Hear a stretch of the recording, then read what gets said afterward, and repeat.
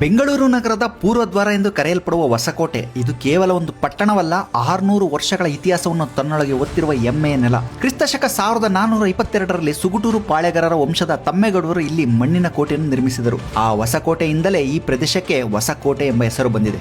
ಆಶ್ಚರ್ಯದ ವಿಷಯ ಏನೆಂದರೆ, ಬೆಂಗಳೂರಿನ ಪ್ರಸಿದ್ಧ ಕೋಟೆ ನಿರ್ಮಾಣವಾಗುವುದಕ್ಕಿಂತ ಸುಮಾರು 75 ವರ್ಷಗಳ ಮುಂಚೆಯೇ ಹೊಸಕೋಟೆಯ ಕೋಟೆ ಅಸ್ತಿತ್ವದಲ್ಲಿತ್ತು. ವಿಜಯನಗರದ ಸಾಮ್ರಾಜ್ಯದ ಸಾಮಂತರಾಗಿದ್ದ ಸುಗುಟೂರು ಪಾಳೆಗಾರರು ಸುಮಾರು 3 ಶತಮಾನಗಳ ಕಾಲ ಈ ಪ್ರದೇಶವನ್ನು ಆಳಿದರು.